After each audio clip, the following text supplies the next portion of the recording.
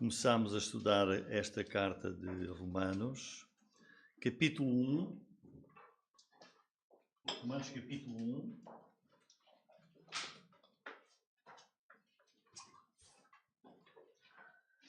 Então estamos quase a acabar Mateus.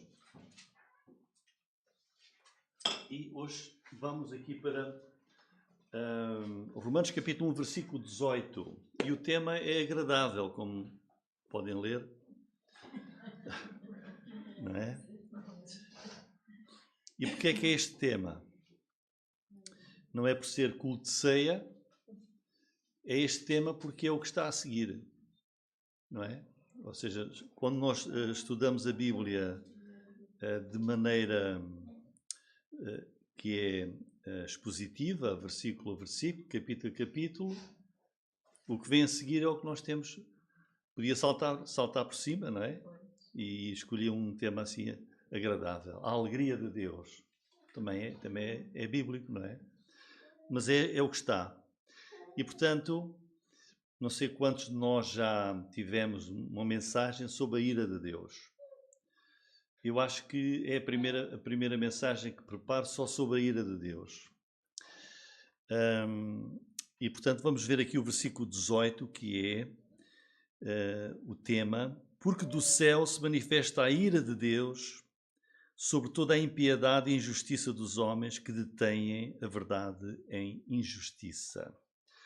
Paulo escreve esta carta à igreja em Roma, que é a capital do Império Romano na altura, uma igreja que ele não conhecia pessoalmente, não tinha estado lá, mas ele quer visitar a igreja.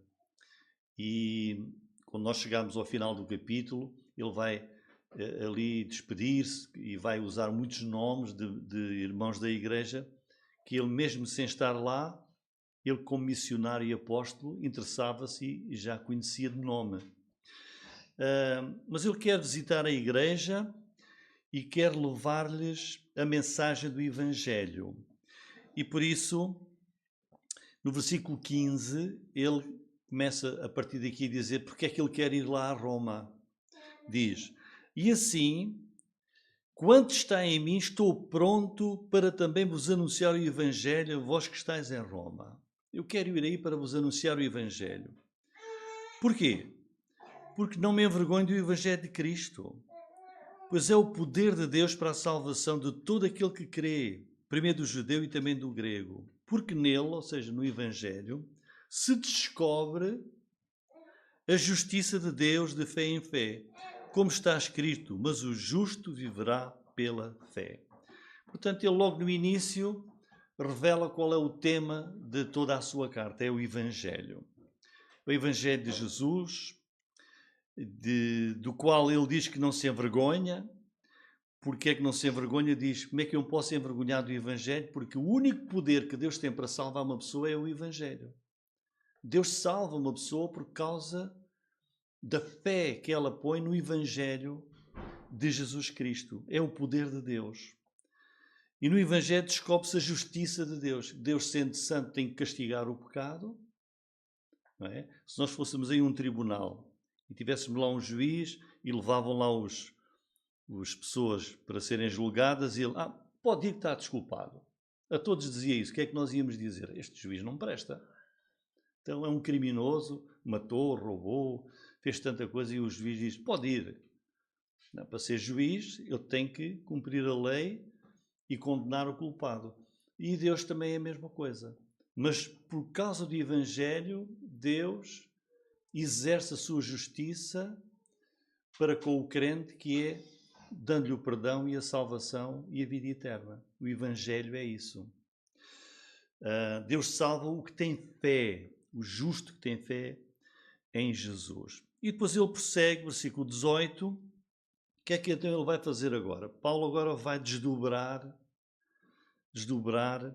em pormenor a essência do Evangelho. Irmãos, como ele vai começar aqui, não é? Ele falou do Evangelho antes e agora, versículo 18, ele vai entrar em mais pormenores do Evangelho. E como é que começa a mensagem do Evangelho? Com uma descrição uma declaração sobre a ira de Deus. Isto pode parecer para nós assim uma coisa desagradável. É exatamente o contrário da maioria das pregações evangelísticas. Quando nós vamos pregar o Evangelho às outras pessoas, o que é que nós procuramos fazer? Não vou falar da ira de Deus. Eu quero ver se atrai as pessoas, se elas... Vou falar assim de coisas interessantes, agradáveis, para elas prestarem atenção.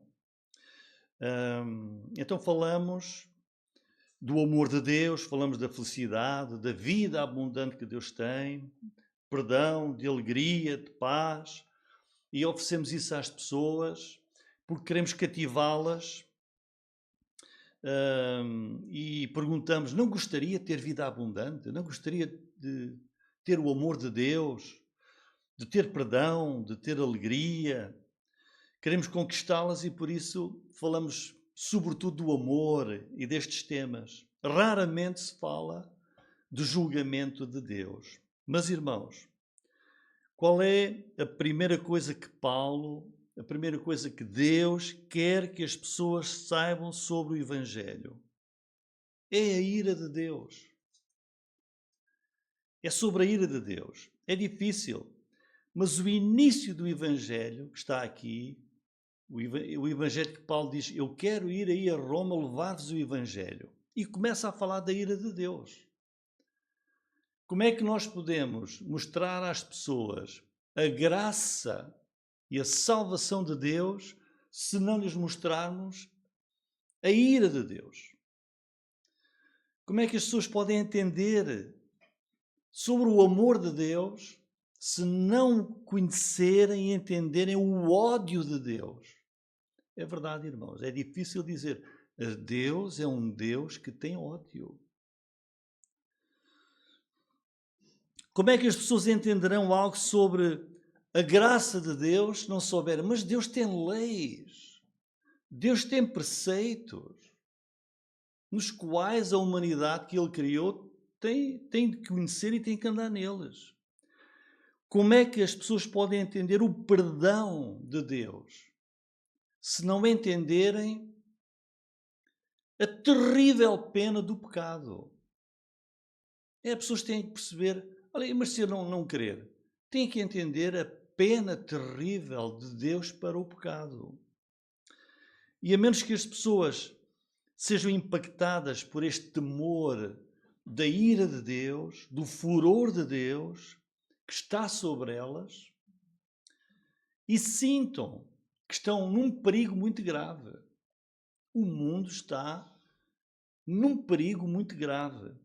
Então as pessoas não têm pressão nenhuma para mudarem. Irmãos, às vezes até os crentes, às vezes até crentes, não entendem como é que Deus pode ser um Deus de raiva, um Deus de ira, um Deus de fúria, um Deus de terror. Mas isso só acontece porque esses crentes não entendem Deus. Porque, irmãos, aprendamos isto, todos os atributos de Deus, tudo o que Deus é, pensem nos atributos de Deus. Deus é amor, é paz, é alegria, é bondade, tudo o que Deus é. Ele é isso perfeitamente, é perfeito em tudo isso, equilibrado, porque é Deus.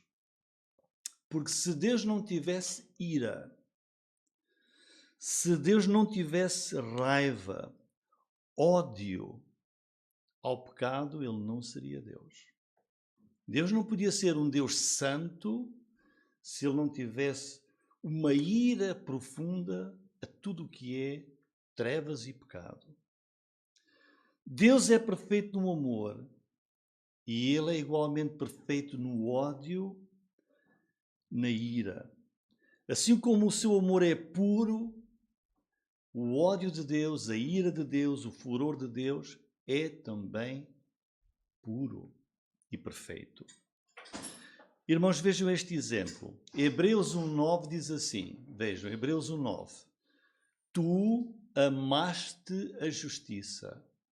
Deus ama a justiça. O que é que diz a seguir? Mas odiaste a iniquidade. Deus odeia a iniquidade, o pecado.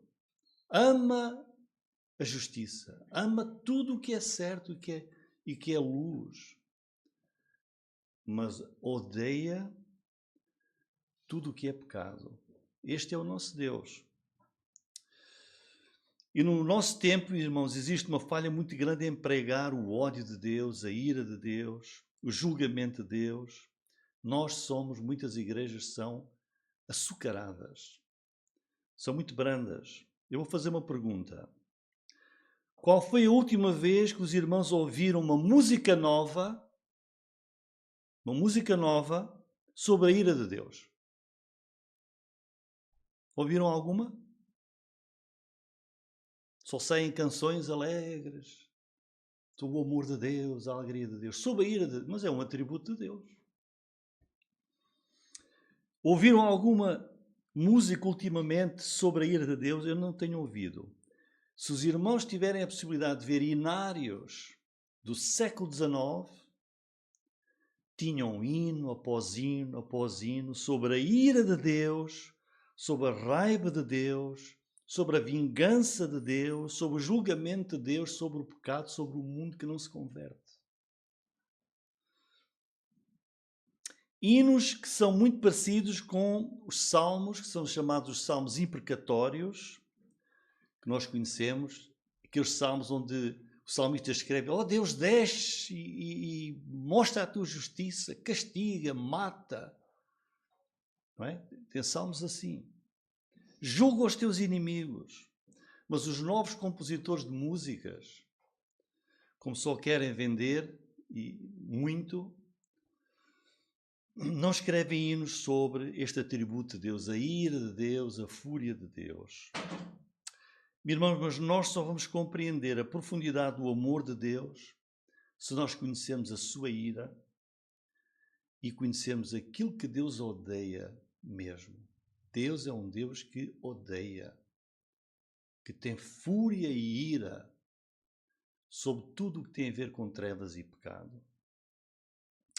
E se nós entendemos que Deus odeia o pecado tão profundamente, se tu compreenderes que Deus odeia o pecado tão profundamente, então vais ficar surpreendido e vais pensar assim: como é que Deus pode amar-me? Como é que Ele pode amar-me? Se Ele é um Deus que diz: ama a justiça, odeia o pecado. E aí diz: ó Senhor, obrigado. Obrigado, Senhor, porque me amas. Porque Tu és um Deus que te iras contra o pecado. Vou ler alguns salmos. Salmo 2,12. Olha: beijai o filho,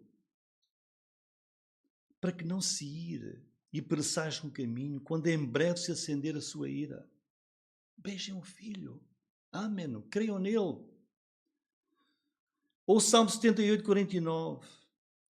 Lançou sobre eles o ardor da sua ira, furor, indignação, angústia, mandando maus anjos contra eles. Preparou caminho à sua ira, não poupou as suas almas da morte, mas entregou à pestilência as suas vidas. Deus estava zangado com aquele povo. Deus era feroz, Deus tinha ira por causa do pecado. Devido às transgressões do seu povo, Deus estava cheio de indignação e Deus trouxe problemas muito severos. O Salmo 90, versículo 7 e o versículo 11. Pois somos consumidos pela tua ira, pelo teu furor somos angustiados. Quem conhece o poder da tua ira? Segundo és tremendo, assim é o teu furor. Sabem o que é que isto é, irmãos? Salmos. Israel cantava isto. Era o hinário deles. Isto são salmos. Eles cantavam isto. O hinário de Israel. Mas os profetas falaram frequentemente da ira de Deus, do julgamento de Deus. O profeta Isaías, capítulo 9, versículo 19, diz assim: por causa da ira do Senhor dos Exércitos, a terra se escurecerá. E olhem o que diz a seguir, é impressionante. E será o povo como combustível para o fogo.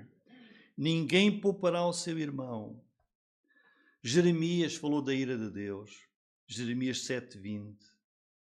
Portanto, assim diz o Senhor Deus: eis que a minha ira e o meu furor se derramarão sobre este lugar, sobre os homens, sobre os animais, sobre as árvores do campo, sobre os frutos da terra, e acender-se-á a minha ira, diz Deus, e não se apagará.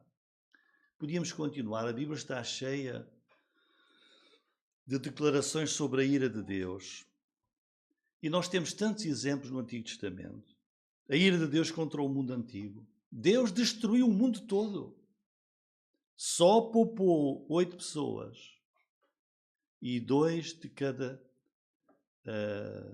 espécie de animal na arca. A ira de Deus contra Sodoma e Gomorra. Fogo do céu destruiu tudo. A ira de Deus contra os egípcios. A ira de Deus em muitas ocasiões contra os israelitas. Contra os inimigos de Israel. Vemos a ira de Deus contra Nadab e Abiú, que acenderam incenso indevidamente e Deus consumiu-os no fogo, logo. A ira de Deus contra os espias descrentes que ele mandou espiar a terra, deviam crer e confiar, e 10 deles conheceram a ira de Deus, e toda aquela nação que não creu, morreram todos no deserto, não entraram na terra prometida. A ira de Deus contra Arão, contra Miriam. A ira de Deus contra Acabe naquela batalha de Jericó. Fez o que Deus disse para não fazer, apanhou uma capa babilónica e um metal precioso. E ele, a sua família, a sua tenda foram engolidos pela terra. A ira de Deus contra Datã e Abirão, contra a família de Saul, contra Senaqueribe, e podíamos continuar assim. E os irmãos dizem, bom, irmão, isso já foi há muito tempo, isso é coisas do Antigo Testamento. É? Aí Deus mudou? Deus não muda. Deus não muda. Chegamos ao Novo Testamento, João 3,36. Olhem, aquele que crê no Filho tem a vida eterna, mas aquele que não crê... E então, irmãos, olhem para todas as pessoas, nossos familiares e amigos, e colegas e vizinhos. Não crê no Filho, não verá a vida. O que é que está a acontecer a essas pessoas agora? A ira de Deus sobre ele permanece. A ira de Deus está permanentemente em cima daquela toda a pessoa que não crê em Jesus Cristo. Até que ela creia. Está debaixo da ira de Deus. Deus não está bem com as pessoas que não creem em Jesus. A ira de Deus continua, permanece sobre elas. E assim caminha a humanidade, irmãos. Colossenses, Efésios 5:6, olha o que é que diz, Efésios 5:6.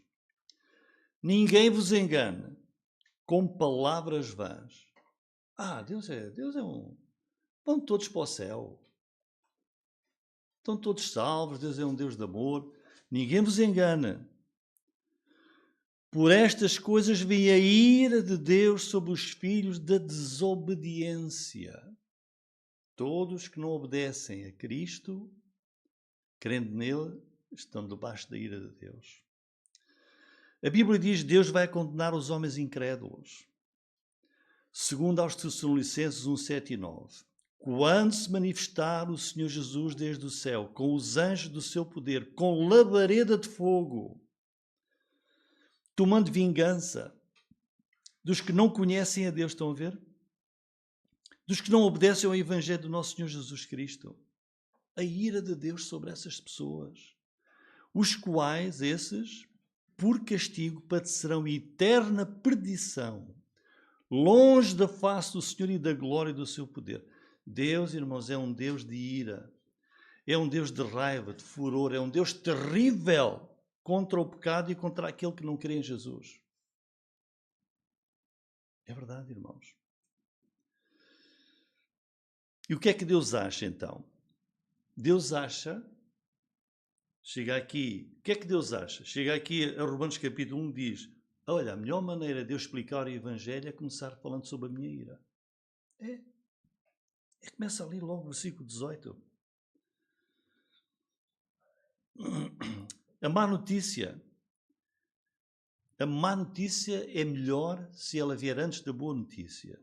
E qual é a má notícia? Deus odeia o pecado. Deus tem ira sobre o pecado. E a boa notícia? Deus ama. Deus ama. E mandou o seu Filho Jesus. Essa é a boa notícia. Para ser o nosso Salvador e livrar-nos desta ira. Mas é preciso começar com a ira de Deus, com o ódio de Deus. Primeiro, o diagnóstico, a ira de Deus. E depois, a cura. O Senhor Jesus Cristo. Francamente, irmãos, a sentença de Deus já foi proferida. Efésios 2:3 diz assim: entre os quais todos nós também antes andávamos. Todos nós andámos assim. Antes de sermos crentes. Nos desejos da nossa carne, fazendo a vontade da carne e dos pensamentos. E éramos por natureza, nascemos assim. A nossa natureza, filhos da ira como os outros também. Todos nascemos assim. Toda a raça humana está condenada ao inferno. E basta ter a vida normal. A vida normal é muito boa pessoa. Ótimo. Mas está debaixo da ira de Deus só porque não crê em Jesus ainda. É verdade. Só porque está longe das leis de Deus. Todos somos filhos da ira, debaixo do julgamento de Deus. O homem nasce assim já. Todos os homens nascem no mundo debaixo do furor de Deus por causa do pecado. E voltando a Romanos 1:18, Paulo depois de dizer a salvação nunca pode ser pelas obras. Como é que pode ser pelas obras? Se a pessoa que não é crente está debaixo da ira de Deus, não há nenhuma obra que ela possa fazer que seja aceita por Deus. Pela fé. É só pela fé. Então esta passagem sobre a condenação da raça humana começa lá em 1:18 dizendo, depois de falar do Evangelho, que é o poder que Deus tem para salvar aquele que crê, diz, porque do céu se manifesta a ira de Deus sobre toda a impiedade e injustiça dos homens que detêm a verdade em injustiça. E agora, para terminarmos a nossa mensagem, neste versículo vamos ver 6 características da ira de Deus. A primeira, a qualidade desta ira. Qual é a qualidade desta ira? Esta ira, irmãos, é única. Sabem porquê? É a ira de Deus. Não há outra ira igual. Não é a ira de um anjo, a ira de Satanás, é a ira de Deus, é única, não existe igual. Não é como qualquer outra coisa que nós conhecemos. Não é? Tens ira? Já viram pessoas iradas? Muito iradas, que cometem loucuras? Não tem nada a ver com a ira de Deus. Já vimos pessoas zangadas, furiosas, porque se ofendem? Não tem nada a ver. Esta é a ira de Deus, que é uma ira santa, perfeita, justa, é exatamente como Deus é. Deus não seria santo se ele tolerasse o mal. Ele não seria Deus. Olha o que é que diz Abacuque 1:13. Tu és tão puro de olhos que não podes ver o mal. Deus não pode, é tão puro, ele não pode sequer ver o mal, trevas, pecado. Tal é a sua santidade. E o exemplo clássico foi o Filho de Deus quando veio ao mundo e quando ele entrou no templo em Jerusalém, o que é que Jesus fez? Ele disse, como é que podem fazer da casa do meu pai um covil de ladrões? E não foi?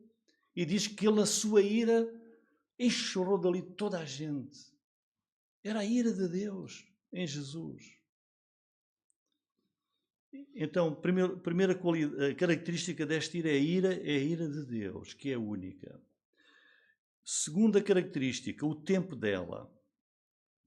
Do céu se manifesta, se mostra. E esta palavra significa estar constantemente a manifestar-se, a mostrar-se a ira de Deus. Em todo o tempo. A ira de Deus é conhecida, é visível durante toda a história da humanidade. Adão e Eva, perfeitos, primeiro casal, toda a esperança de Deus, primeiro homem e primeira mulher, pecaram. Deus disse, podem fazer tudo, aquela árvore do conhecimento do bem e do mal não podem. No momento em que eles transgrediram, Deus tinha dito, vão morrer. E a sentença caiu sobre Adão e Eva, expulsos do jardim. Deus amaldiçoou a terra, disse, o homem, vais comer do suor do teu rosto, mulher, vais ter filhos com dor, até que venha o fim dos tempos. A ira de Deus manifesta-se constantemente. Deus odeia o pecado e Deus pune. A ira de Deus revela-se, mostra, diz, do céu se manifesta a ira de Deus. Ela mostra-se sempre. Agora a origem desta ira é dos céus. É a ira de Deus. Diz, do céu, do lugar onde Deus está, do trono de Deus, é que vem a ira. Esse Deus que criou todas as coisas, criou as suas leis santas e justas e perfeitas. Transgredimos as leis de Deus, pagamos o preço, conhecemos a ira de Deus. Essa é a origem dela, é dos céus, vem de Deus. Deus que é santo e que é perfeito. Então já vimos a qualidade, é a ira de Deus. O tempo dela, ela manifesta-se sempre. E ela tem a sua origem nos céus, do trono de Deus. Quarto lugar, a natureza da ira. Vejam que ela é sobre quê? Do céu se manifesta a ira de Deus sobre toda a impiedade e injustiça dos homens. É a ira de Deus contra o pecado dos homens. Deus não se ira contra tudo e contra todos. Não, Deus, santo e perfeito, o foco dele, a ira de Deus, é mostrada, é manifestada sobre toda a impiedade, toda a injustiça, todo o pecado dos homens. Deus ira-se porque o homem não está devidamente relacionado com Ele, em comunhão com Ele. Os homens são ímpios, estão aí, é sobre toda a impiedade, são descrentes. Não reverenciam a Deus, são idólatras. E a injustiça é o resultado dessa impiedade sem Deus. Tudo o que o homem faz porque não tem Deus no seu coração está debaixo da ira dele. Deus odeia isso. A extensão da ira é uma ira que vai até onde? Olhem, do céu se manifesta a ira de Deus sobre toda a impiedade. Toda. Tudo o que é impiedade, tudo o que é injustiça, tudo o que é pecado, vai conhecer a ira de Deus. Todos pecaram e estão destituídos da glória de Deus. Há umas pessoas que são melhores que as outras. E é verdade. Há pessoas que são agradáveis, são simpáticas, são bondosas, são boas. Mas o mais pequeno traço de impiedade, de injustiça, de pecado, que mesmo as pessoas boas têm, já estão debaixo da ira de Deus. Não é possível escapar. Deus é tão puro de olhos, ele nem pode ver sequer o mal. E em sexto e último lugar, a causa da ira. Do céu se manifesta a ira de Deus sobre toda a impiedade e injustiça dos homens que detêm a verdade em injustiça. Quer dizer, a raiz do problema, a causa da ira é que o homem detém, oprime a verdade de Deus em injustiça. A verdade de Deus está à vista. Nós podemos olhar para tudo o que está à nossa vista, o mundo, o universo, e pode ser vista a verdade de que há um Deus. Mas o homem, com o seu pecado, suprime essa verdade. O homem prefere o gozo do pecado. O homem prefere desfrutar do pecado e com esse pecado ele aprisiona, ele impede a verdade de Deus, por meio de uma vida injusta, por meio de uma vida moralmente desadequada às leis de Deus e aos olhos de Deus, o homem então oprime a verdade que Deus revela porque prefere viver em pecado. O que é que nós mais ouvimos? O Salmo 14:1 diz isso mesmo. Diz o necio no seu coração, não há Deus. É mais fácil para as pessoas dizerem, não há Deus nenhum. E porque querem viver a sua vida, sem prestar contas a ninguém, acham isto depois tudo acaba, não há prestação de contas, não há Deus nenhum, querem continuar uma vida sem controle e inventam às vezes até um Deus que tolera o seu estilo de vida. Mas se essas pessoas não forem crentes em Jesus Cristo, a ira de Deus está à espera delas. Em conclusão, irmãos, ao longo da história, Deus tem guardado a sua ira sobre a humanidade pecaminosa. Aqui e ali Deus vai revelando, e já vimos, a sua ira. O dilúvio, Deus revelou a sua ira sobre toda a humanidade. Ou seja, por vezes há uma gota ou outra da ira de Deus, mas Deus tem guardado a sua ira, tem tolerado esta humanidade, mas não vai ser sempre assim. E na cruz do Calvário, Jesus levou sobre ele a ira de Deus sobre o pecado. Quem crê em Jesus não vai sofrer o furor da ira de Deus. E estas são as boas notícias do Evangelho, que Jesus suportou no seu próprio corpo a total fúria, a total ira de Deus. E se tu crês, qualquer pessoa que crê e aceita Jesus Cristo, Jesus foi o seu substituto. A ira de Deus já não permanece sobre essa pessoa.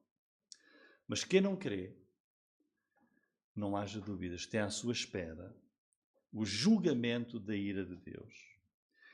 É por isso que esta mensagem é importante e é séria. Que ninguém rejeite, que ninguém feche os seus ouvidos a esta mensagem do Evangelho, que começa, que inicia, versículo 18, com a revelação da ira de Deus. Quem ainda não creu em Jesus, que o faça, que o aceite, para que a ira de Deus seja tirada de sobre si e possa alcançar a eternidade, conhecendo o amor e a bondade e a misericórdia de Deus. Amém.